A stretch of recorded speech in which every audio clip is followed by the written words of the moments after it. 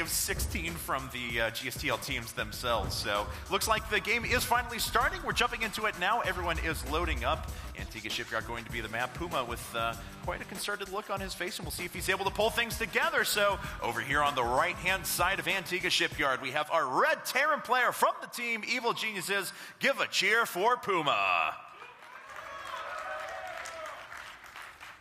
And his opponent on the left-hand side of the map, our blue Terran player, representative of the team, TSL, up 1-0 in the set. Give a cheer for Polt. And as we said, both of these guys very equal in statistics within this matchup here. So I do expect to see a third game here. So I really do believe that PuMa's going to take this game, my friend. And whether it be with aggression, whether it be a straight-up play, I've seen some fantastic play from PuMa on this map with positional play, not just early aggression. I mean, that's one of his traits, is all about position, especially within this matchup. He really is caught out of position that one game, and that's probably why he was so distraught on that camera, because that's not a mistake that will usually happen in his TVTs. Well, much like my hips, the stats don't lie, and PuMa is heavily favored in TVT games overall when winning about 2/3 of his in professional play as well. So have to be with you and think that he has a specific strategy for this map to jump his way back in and force at game number 3 now. Both players actually going barracks first, no gas right afterwards. In fact, this is a map that you mentioned before that a variety of strategies are applicable. You can do that one racks gasless FE as these players are fond of, but yet it's pretty easy to put on some pressure and punish that greedy expansion as well. Yeah, it looks like we're actually going to see no early aggression here, so both of these guys just going to go for a regular one barracks expansion play. So it looks like they are just going to go to their go-to builds here. Doesn't look like PuMa's going to try to go for any mech play at all, of course, here. I mean, it's still possible after he goes for the command center, but most likely it's just going to be for the follow-up of the extra barracks straight into combat shields, or in this scenario, it's actually better to go stim, as combat shield's kind of the all-round fast defensive upgrade, whereas compared to, especially when, this scenario's going on, you're not really facing aggression, therefore you go ahead and get stim early.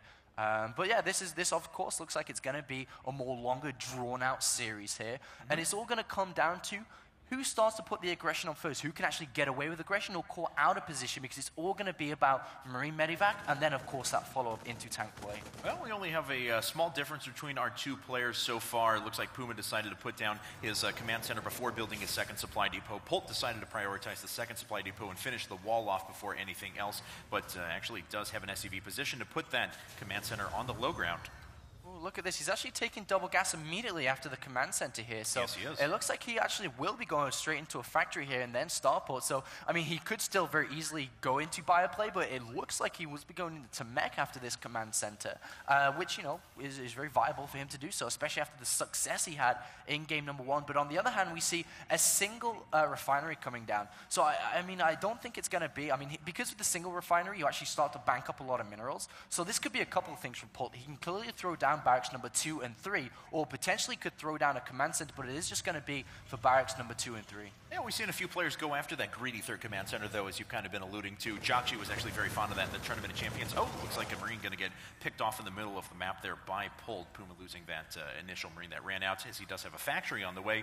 But we've seen that greedy third command center very quickly in a number of scenarios, so it certainly wasn't without the realm of possibility.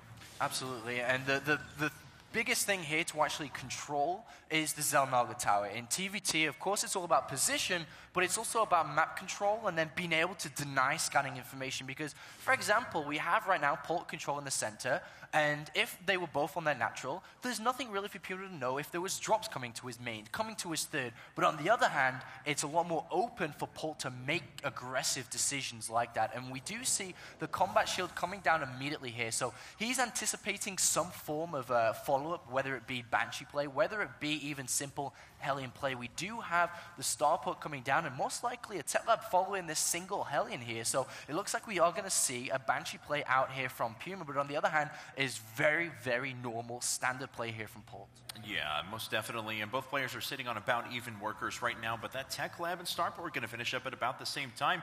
PuMa has a fair bit of gas saved up as well, so he can move right into Cloak if he so desires. Oh, there's that scan at the 620 mark, so common from Terran players, and it pretty much sees everything. Now we'll see if when the scan disappears, if he cancels what's coming out of the starport and then switches the units and moves into the tech lab starport. No, just going into tank Viking production for now. Yeah, really, really safe play. Instead of opting to switch around and go for the aggression, I mean, both of them scan exactly on that 620 mark. That is the scan timing, because that's when you can see, oh, okay, there's Cloak Banshee, or oh, there's no factory. Okay, probably means Cloak Banshee or aggression coming. But he decides to go for a very, very defensive style here, and you know, that is going to be fantastic to hold his natural, but of course, what is he really going to do with a tank early on? Unless he decides to go for some form of two-base push, that is viable, but we actually see a Medivac coming out here, which is incredibly weird. So it looks like we are going to see a bit of a two-base push here by PuMa, but at the same time, as we're saying that, we have a little combat shield push out here, and there are about 60 Marines in total. And there's absolutely nothing here to really defend on this. The second tank's going to clearly help, but until that medevac's out, this combat shield could actually just walk up and kill everything. Well, let's see. He's going to start rolling his way up right now. SCV goes down right away. Is this enough for Evil Genius's PuMa to hold on here? The Marines are falling very quickly for PuMa. He pulls a couple of SCVs off of the line as well. Now has that medevac sitting overhead. Is this going to be enough to kill one of the tanks? Oh, at the same time, a landed Viking inside of Polt's base, picking off a couple of units, forcing his attention away. It looks like PuMa does hold for the time being. 30 workers to 35, currently in favor of Polt.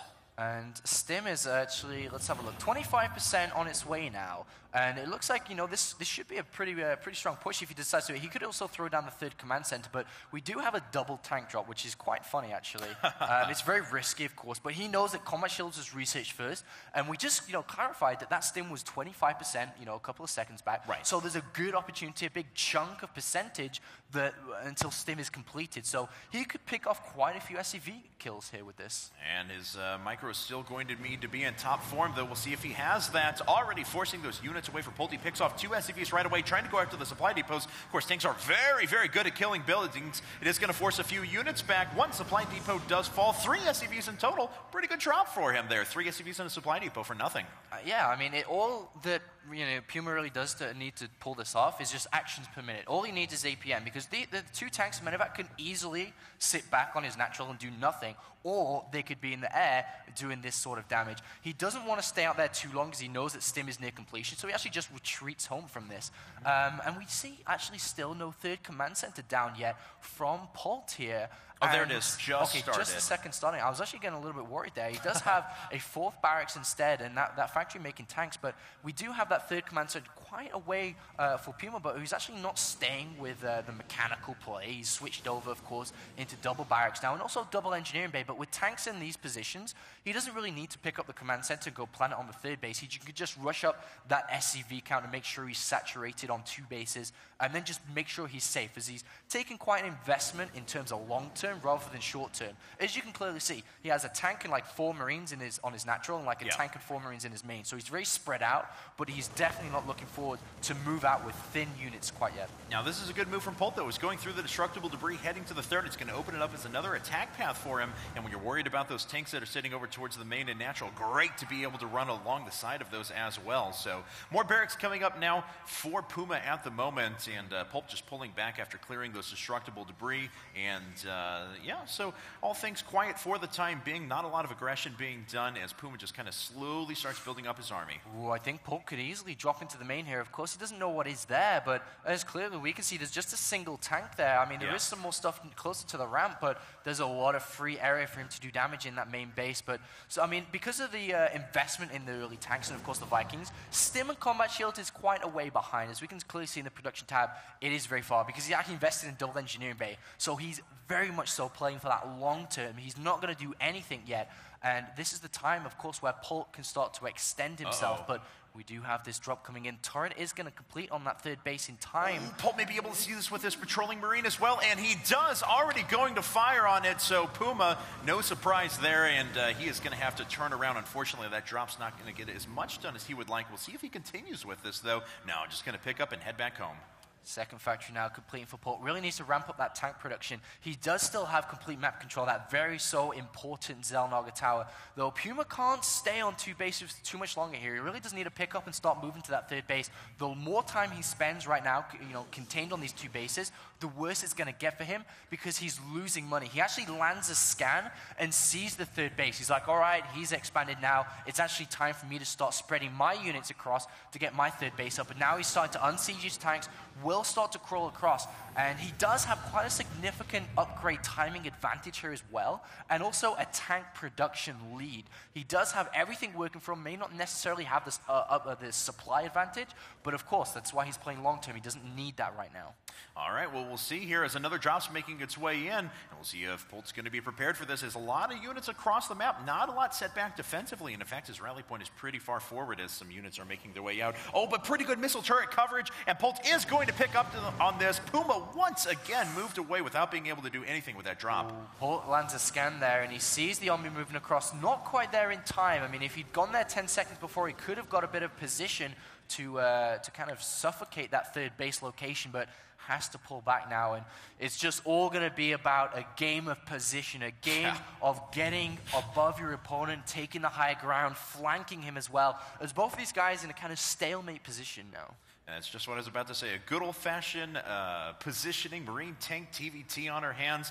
And this map does rely on positioning quite a bit. Lots of obvious high grounds to be able to pick off those small choke points. Of course, Polt sitting in a kind of a position of power in the middle of the map as well. Very difficult to assault that if you don't have the high ground. Yeah, that's actually very true. I mean, PuMa did sacrifice a lot to have a stronger stage of the game right now, but he does not have map control, which you said at the start is very important.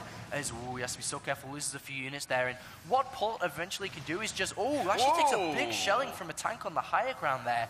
But all Polt needs to do is swing left and right, but it's caught on siege, the tanks! Oh no, and PuMa picks off 2 of the tanks right away. He is eventually going to be driven away at the loss of a few of those Marines, but that tank number is really what you want to maintain at this stage in the game, and Polt is now down in that regard.